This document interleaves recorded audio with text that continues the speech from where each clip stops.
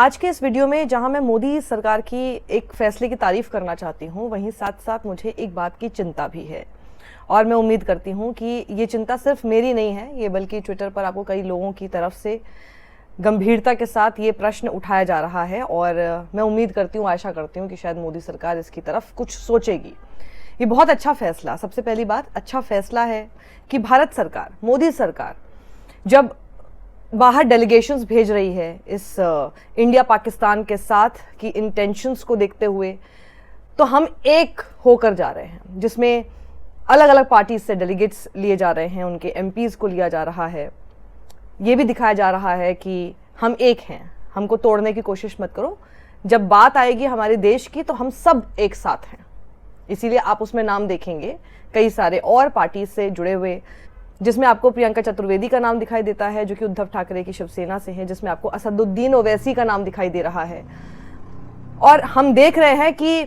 सबकी तरफ से भी कहा जा रहा है कि शशि थरूर जितना बेहतर तरीके से भारत को रिप्रेजेंट कर रहे हैं बाहर हमारे इश्यूज को,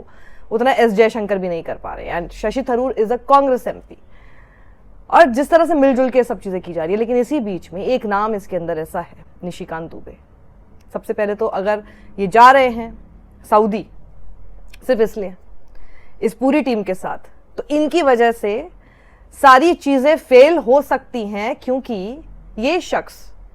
के पुराने ट्वीट्स इस वक्त वायरल हो रहे हैं, पुराने बयान इनके सामने आ रहे हैं।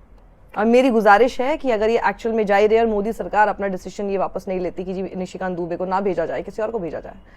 तो इनसे इनके ये सारे ट्वीट्स डिलीट करवाइए। सबसे पहले तो वो ट्वीट्स क्या हैं वो मैं आपको बताती हूँ, लेकिन वहीं पर ये भी देखकर थोड़ा सा आश्चर्य होता है कि आज निशिकांत दुबे को जब भेजा जा रहा है और साथ में असदुद्दीन ओवैसी भी हैं, उसमें और भी कई सारे नाम हैं, लेकिन असदुद्दीन ओवैसी को टैग करते हुए देखिए जरा क्या लिखते हैं कि हम माननीय प्रधानमंत्री नरेंद्र मोदी जी के आभारी हैं कि उन्होंने मुझे ऑपरेशन सिंदूर के बाद दुनिया के सामने पाकिस्तान की कारगुजारियों तथा भारत के आतंकवाद के खिलाफ 78 साल से हमारे संघर्ष को मुस्लिम देशों को बताने के लिए चुना। लोकतंत्र का सबसे खूबसूरत चेहरा, अब यहां पर आइएगा, इस बात को अंडरलाइन कर लीजिए कि ये जो लिख रहे हैं, लोकतंत्र का सबसे खूबसूरत चेहरा मैं और ओवैसी, टैग करके ओवैसी साहब एक साथ भारत के लोकतंत्र तथा मुसलमानों के भारत में मिले सम्मान, स्वाभिमान तथा समानता को बताएंगे। वाह निशिकांत दुबे, समय के हिसाब से कैसे पलटी मारी ना। जब हम कहते हैं कि मुसलमान हो या कोई भी धर्म का शख्स हमारे भारत में, भारत का नागरिक है, हमारे बराबर है, उसका उतना ही सम्मान होना चाहिए, और वो लोकतंत्र की खूबसूरती है, तो हमें न जाने क्या क्या यही जनाब कहते हैं।